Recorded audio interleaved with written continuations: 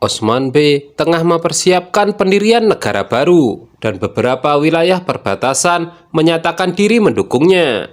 Namun di sisi lain, Orhan membuat kesalahan dengan membawa Holovira ke Kastel, yang membuat mereka kini harus disandra oleh Mongol. Orhan diancam akan dibunuh jika Osman tidak melakukan barter dengan Princess Maria. Osman mendapatkan berita dari intelijennya bahwa para Tekfur di perbatasan merasa dikucilkan oleh Bizantium. Kesempatan ini akan digunakan Osman untuk merangkul mereka. Namun timbul pertanyaan di antara para prajurit, apakah orang kafir bisa dipercaya? Osman menjawab dengan tidak pasti, sebab target utamanya bukan itu. Para Tekfur juga ditugaskan untuk membawa kembali Princess Maria. Di sini Osman menugaskan Konur untuk membuat permainan. Gorklukan berkata bahwa pernikahannya dengan Princess Maria sangat penting baginya. Jika Osman ingin main-main, maka ia harus siap kehilangan putranya. Karacelasun menyadari Orhan akan mudah lepas jika hanya ditali. Maka dari itu, mulai sekarang ditambahkan rantai. Konur dan teman-temannya mengecek kamp penaklukan. Dari semak-semak terlihat pasukan Mongol memata-matai. Menganggap situasi kondusif, Konur kemudian mengajak teman-temannya pergi. Di tempat berbeda, Osman sedang dalam perjalanan untuk menemui para Tekfur. Lagi-lagi Boran mempertanyakan apakah mereka bisa dipercaya. Osman mengatakan jika rencana besar lebih penting daripada ini. Konur mempersiapkan rekan-rekannya dalam penyamaran sebagai prajurit Bizantium. Tidak lupa Princess Maria palsu disiapkan.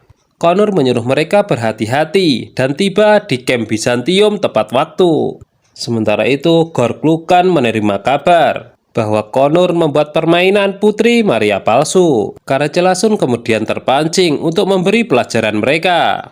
Orhan menenangkan Holovira jika mereka bisa lolos dari tempat ini. Dia pun segera berpikir untuk mencari tahu bagaimana caranya. Ketika para Tekfur bertemu Osman, mereka mengira jika dijebak. Namun Osman menjelaskan jika ia hanya mau bicara. Osman menyerukan pasukannya keluar. Ia bisa menyerang kapanpun, namun ia tidak melakukannya. Lembaran dokumen kemudian diserahkan kepada para Tekfur. Mereka kaget, kastil-kastil mereka termasuk dalam lingkungan negara bentukan Osman. Para Tekfur itu kemudian mencoba melawan, hanya saja Osman langsung mencegahnya. Adegan kemudian berpindah ke rombongan karavan. Mereka mempercepat laju perjalanan. Sedangkan di sisi lain, Karacelasun juga mendapatkan kabar dari mata-matanya dan langsung mengejar. Rombongan karavan bergerak sangat cepat menuju kamp Bizantium, sambil meneriakkan jika mereka dikejar Mongol. Tanpa mengecek lebih dalam, tentara Bizantium langsung menghadang Mongol. Ketika pertempuran terjadi, para rombongan karavan menyingkir. Lalu keluarlah Konur dan pasukannya berpura-pura membantu tentara Bizantium. Di tempat lain, Osman mengatakan kepada para Tekfur jika mereka dikucilkan karena hanya ada di perbatasan. Tapi meskipun begitu, Turki siap melindungi mereka. Karacelasun dibuat bingung, tentara Turki membantu tentara Bizantium. Setelah menyadari masuk perangkap, Karacelasun kemudian menarik mundur pasukannya. Penyerangan Mongol terhadap kamp tentara Bizantium akhirnya terdengar juga oleh para Tekfur. Mereka pun akhirnya percaya kepada ucapan Osman. Dan Osman memberikan kesempatan kepada mereka berpikir hingga besok dan datang ke Yenisehir memenuhi undangannya. Menyatakan diri bergabung dalam satu panji mengusir penjajah Mongol. Malhun Hatun dan Bala Hatun bersiap untuk menyelamatkan Orhan dan Holovira. Tapi Ulgen Hatun tiba-tiba memberitahu jika Sadet Hatun sedang menuju ke sini. Bala Hatun kemudian menyuruh Malhun Hatun menghadapinya. Sedangkan urusan membebaskan Sandra biar dirinya dan Fatma yang berangkat. Orhan nekat membengkokkan ibu jarinya agar bisa terlepas dari rantai. Setelah itu dia menyuruh Holovira untuk mengalihkan perhatian tentara Mongol. Dalam sekejap, Orhan bisa melepaskan diri dan membantu teman-temannya juga. Peledak yang terpajang di meja kemudian diambil untuk menghancurkan para tentara Mongol yang sedang berkumpul makan. Sadet Hatun mengancam Ulgen Hatun untuk menjadi mata-matanya seperti suaminya. Jika tidak, putranya harus bersiap menjadi anak yatim. Setelah itu, Sadet Hatun ganti mengancam Malhun Hatun untuk mengembalikan para pedagang. Sebab adanya pasar Yenisehir membuat omset di Uts Pasar turun. Di sisi lain, Bayindirbe kembali memindahkan Putri Maria. Aladin yang menjadi penanggung jawab di sini. Dia tahu jika Princess Maria kesal, namun ia akan terus melindunginya. Gorklukan murka setelah Sandra kabur, Karacelasun kembali dengan tangan kosong. Karacelasun mengaku dijebak. Sekarang mereka dicap sebagai pengkhianat. Sedangkan para tekfur perbatasan dan orang Turki bersatu. Gorklukan mengingatkan Karacelasun jika kedatangannya ke sini untuk membalas dendam. Jadi mulai sekarang ia diperintahkan untuk menghancurkan apapun dan tidak boleh gagal. Cerkutai diperintahkan Yakube untuk mencari Princess Maria. Namun dari semak-semak terlihat Gonca dan Mehmet terus memata-matai gerak-geriknya. Holovira mengkhawatirkan kondisi Orhan. Tapi putra Osman itu bisa memulihkan jarinya sendiri. Akibat gangguan ini, tentara Mongol berhasil mengejar mereka. Beberapa prajurit terkena panah di kaki. Orhan dan Holovira tidak punya pilihan kecuali melawan. Sayangnya Holovira tersandra.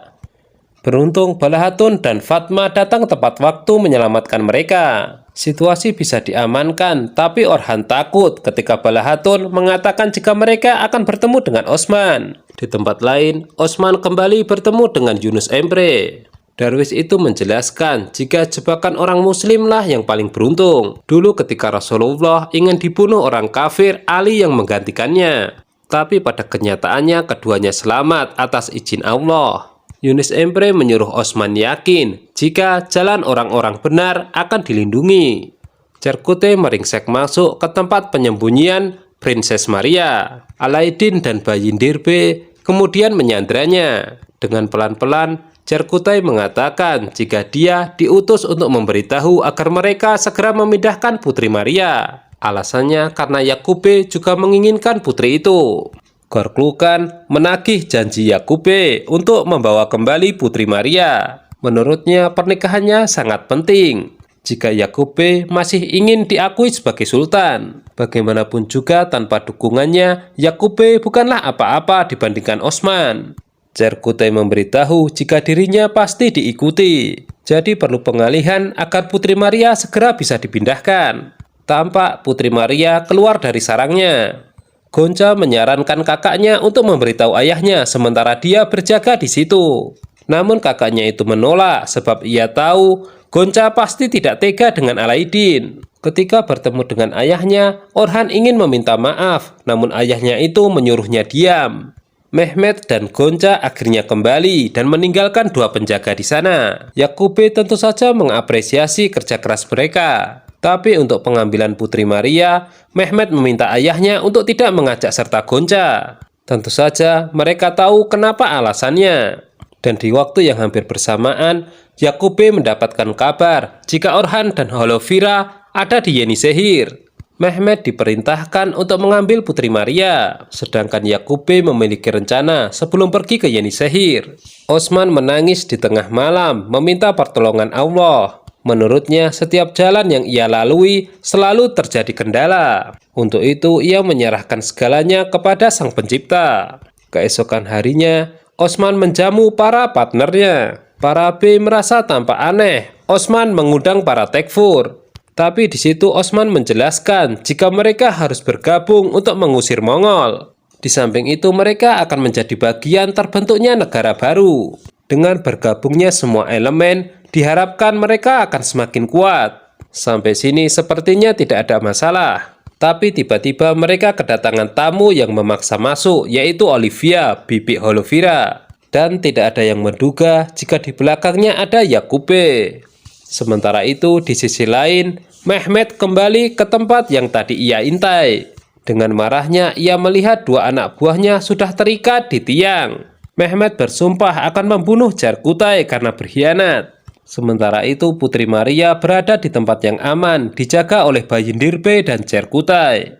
Yakube dengan lancang ingin membawa Holovira karena merasa dia adalah calon mantunya. Tentu saja, Osman langsung menghadangnya. Dia ingin Holovira menentukan pilihannya sendiri. Holovira berkata ia ingin meninggalkan tempat ini namun tidak mau bersama Yakube. Dia menentukan pilihan untuk ikut dengan bibinya. Tak ingin dipermalukan, Yakube menuduh balik Osman bekerja sama dengan kafir. Menurutnya ini pengkhianatan yang melebihi batas. Namun tampaknya Osman memiliki pemikiran lain. Gorklukan mengejek Karacelasun yang selalu gagal. Namun ia merasa masih membutuhkannya karena dia diliputi dendam kepada Osman. Gorklukan mengaku sudah tidak sabar untuk menyerang Yenisehir. Ia tidak peduli, bagaimanapun ia harus mendapatkan Putri Maria. Dalam pertemuan formal, Osman membentangkan denah yang akan menjadi negara baru. Mulai sekarang, semua akan dicatat menjadi sejarah. Rencananya, Osman akan melakukan ekspedisi mengelilingi perbatasan. Untuk itu, ia menyerahkan tugas Yenisehir kepada Malhun Hatun, lengkap dengan perdagangan di pasar. Sedangkan mengenai keamanan di Yenisehir diserahkan kepada Bala Hatun. Namun keputusan kontroversial kembali diambil Osman, mengambil kembali Kastel dari tangan Orhan. Di tempat lain, Gorklukan sedang memotivasi tentara Mongolnya bahwa mereka adalah bangsa penguasa dan harus mengusir Turki. Sebelum berangkat melakukan ekspedisi, Osman memperingatkan prajuritnya untuk waspada. Di samping itu, ia juga memperingatkan Alaidin untuk melindungi Putri Maria dari tangan Yakube. Orhan yang merasa terpinggirkan kemudian diberi andil untuk pengamanan Yenisehir. Sementara itu, Holovira memohon kepada bibinya agar diizinkan ke pasar sekali saja. Namun itu ditolak, dan dia disuruh di kastil selamanya. Orhan mengajak ibunya untuk menemui Holovira dan mengajaknya masuk Islam. Tentu saja Malhun Hatun keberatan dan menyuruh putranya itu menyadari kesalahannya. Orhan tetap keras kepala, ia tidak ingin kehilangan Holovira. Mehmet melapor kepada ayahnya bahwa Charkutai berkhianat, yang menyebabkan berpindahnya Putri Maria. Yakube marah dan kemudian melimpahkan tugas kepada Gonca. Sadet Hatun mempertanyakan keputusan suaminya itu. Yakube menjelaskan ia hanya ingin menguji putrinya apakah ia masih setia. Ketika berjalan-jalan di pasar, Fatma bertanya kepada Bala Hatun di mana Alaidin. Bala Hatun menjawab jika putranya sedang tidak ada di rumah. Mendengar itu, Ghazi berinisiatif untuk mencarinya, takut jika Gonca direbut. Osman menyempatkan diri ke kamp penaklukan. Target utama yang menurutnya berat adalah Bursa dan Iznik. Namun dengan bertambahnya senjata serta bertambahnya yang mendukung, ia begitu optimis. Terlihat sahabat lamanya ikut bergabung karena mendukung perjuangannya. Gonca tiba di lokasi, namun sesampainya di dalam, ia disandra oleh Alaidin. Namun bukannya takut, ia justru senang karena bisa bertemu belahan hatinya. Ketika Alaidin mengucapkan kata-kata manis, Gonca lupa dengan tugas yang diberikan kepadanya. Tiba-tiba Mehmet muncul dan langsung memojokkan Alaidin. Sementara itu, di kampung Urasbe diserang oleh Karacelasun dengan membabi buta. Selain pelampiasan balas dendam, ini merupakan pengalihan agar Osman keluar dari Yenisehir. Berita itu terdengar juga di telinga Osman. Ia pun terpaksa menunda ekspedisi dan menuju ke lokasi. Urasbe sekuat tenaga bertahan, sangat yakin jika Osman pasti akan menolongnya. Di tempat lain, Gorklukan juga sudah siap dengan pasukan besarnya untuk membakar Yenisehir. Penyerangan ini semata-mata wujud kemarahannya tidak bisa menemukan Princess Maria. Sementara itu, Mehmet terus memukuli Alaidin. Gonca mencoba mencegah kakaknya itu, namun tidak dipedulikan. Alaidin yang mencoba melawan pun tidak berdaya, anak buahnya telah tersandra. Osman tiba di perkampungan Urasbe dan langsung membantu penyerangan. Semua merasa percaya diri karena ada Karacelasun. Mereka bertempur seperti biasa hingga tidak menyadari jika ini juga sebuah jebakan. Pasukan Mongol yang lain menyamar dan berhasil masuk ke pasar Yenisehir. Di sana mereka juga menyelundupkan senjata. Begitu mendapatkan aba-aba, penyerangan dimulai. Pintu-pintu gerbang dibuka hingga memudahkan Gorklukan dan pasukannya masuk. Bala Hatun dan Fatma yang berada di situ ikut panik. Mereka tidak punya pilihan kecuali ikut bertempur. Prajurit yang lain melapor kepada Bey Sunggur untuk menutup gerbang istana. Namun belakangan Ulgen Hatun memberitahu Malhun Hatun jika Bala Hatun dan Fatma sedang berjalan-jalan di pasar. Mendengar itu tentu saja Malhun Hatun syok. Adegan kembali ke pertempuran Osman. Mereka mulai kehabisan tenaga dan terpojok setelah tentara Mongol terus berdatangan. Osman sempat down melihat prajuritnya kalah. Namun mengingat cita-citanya sebentar lagi akan terwujud, dia bangkit dengan kata-kata, "Jangan sebut namanya Osman jika tidak bisa mengubur mereka di tanah ini." Nah, gimana? Semakin seru kan? Jangan lupa tonton kelanjutan dari serial drama ini hanya di Mail Channel ya. Terima kasih.